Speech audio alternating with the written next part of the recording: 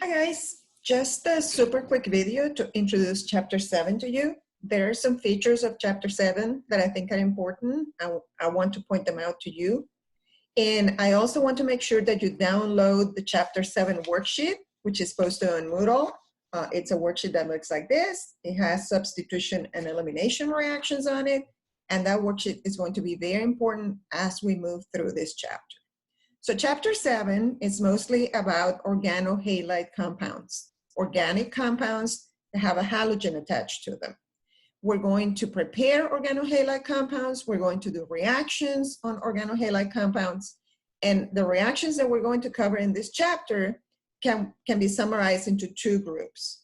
There are substitution reactions and there are elimination reactions. And as you can see, there's two substitution reaction mechanisms and two elimination mechanisms in this chapter.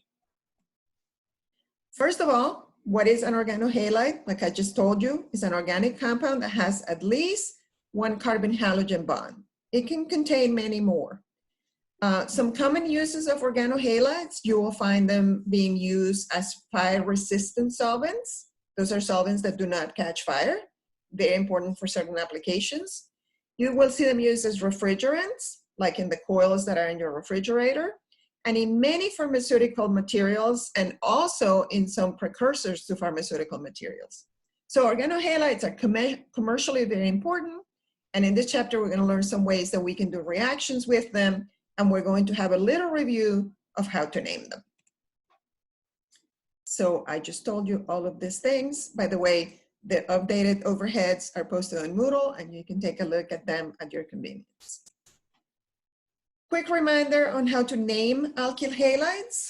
Find the longest chain and name it as the parent chain. And then number from the end that is nearest any substituent. It's very important to remember that bromine and chlorine and fluorine and iodine are not more important than alkyl substituents. So you need to number your substituents from the side that gives everybody the lowest possible numbers, and you need to put them in the name in alphabetical order. Both of those things are very important. If you want to pause the video now, you can go ahead and review these two names, and you will see that in each case, we have numbered in the direction that gives all the substituents the lowest possible numbers. And then we have written the name in alphabetical order, which is what the IUPAC rule tells us to do.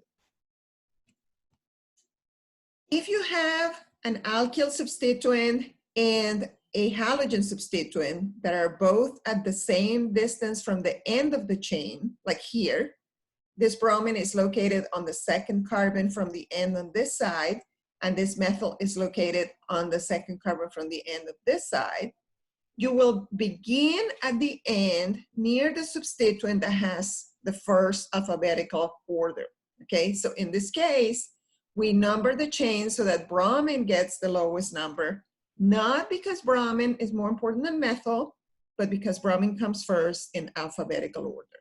Again, pause the video and take a look at this name until you can convince yourself that this is the best way to name this compound. There are several different ways to prepare alkyl halides. You can do, let me go back here for a second. You can do some reactions that we learned in chapter 4, such as the halogenation reaction and the hydrohalogenation reaction. And there are also reactions of alkanes with chlorine and bromine. We didn't cover this reaction in chapter 2, so you don't need to include that one. But here you have a brief reminder of hydrohalogenation on this side and halogenation on this side. Both of these reactions came from chapter 4, and you still have them on your worksheet that we used for that chapter. If you want to take a minute and review that you still have those reactions on the worksheet, that would be very helpful for the rest of this chapter.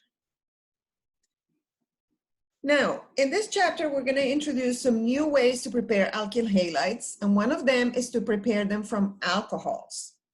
Alcohols react with hydrogen halides and allow you to prepare alkyl halides in that way.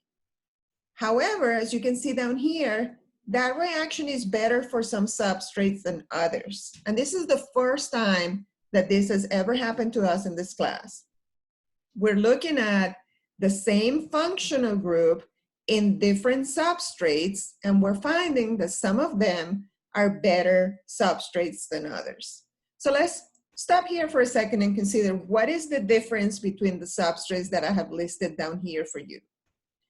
Here's your alcohol, and as you can see, your alcohol is attached to this carbon. How many carbon substituents do you find that are directly attached to this carbon that I'm pointing to? The answer is probably none, right? So this is what we call a methyl carbon, and this is what we call a methyl alcohol. The next one here has one carbon substituent attached to the carbon that we're considering. Remember that the letter R stands for the rest of the chain, and it's just any carbon-based chain that starts right here. So how many carbon neighbors does this carbon have? It has one. The rest of the chain that starts there is your neighboring substituent, and that makes this guy a primary carbon, and as a result, this is what we would call a primary alcohol. In this case, the alcohol is attached to this carbon here. How many direct carbon neighbors does this carbon have? 1 and 2, 2 rest of carbon chains. That makes this a secondary carbon, and that is a secondary alcohol. And the last one here has the alcohol attached to this carbon, and as you can see, has 3 direct carbon neighbors, so that makes it tertiary. This reaction that I have outlined up here for you is much better and much faster if you do it on a tertiary substrate. Secondary substrates are not so good. Primary substrates are much worse, and methyl substrates are really bad substrates for this reaction. So what we're seeing here is a reaction that might be dependent on what kind of reagent you're using, what kind of starting material you're using. And this is going to be very important for this chapter. That is the reason why in your chapter 7 worksheet, you have 2 possible substitution reactions. Depending on what kind of substrate you're using, you will use one or the other. So please pay attention, and let's start filling that worksheet with information that will help you make those decisions. The first class of reactions that we're going to consider here are substitution reactions. There's 2 substitution mechanisms in this chapter. Then there's 2 elimination mechanisms in this chapter. The most important thing for me is that you understand that in substitution reactions, you will exchange one group for another. For example, in this case, we have exchanged this bromine for this hydroxyl group. That's a substitution reaction. In an elimination reaction like the one that you have down here, we're going to eliminate that bromine and create a double bond. Now, please notice that in both these reactions, in the substitution and the elimination reaction that are both drawn here, we have used the same reagent. This OH minus, this hydroxide ion, which probably came from sodium hydroxide, is the same on the top and on the bottom. So here is another thing that's going to happen on this chapter that you need to pay attention to. Sometimes substitution and elimination reactions will be in competition and might happen to the same substrate. That's another thing that I want you to pay attention to. Now, in the reactions that we're going to show you in this chapter, the kind of substitution that you're going to experience is nucleophilic. What that means is you have a negatively charged nucleophile or a neutral nucleophile. A nucleophile is a species that has either a negative charge or a very strong negative character.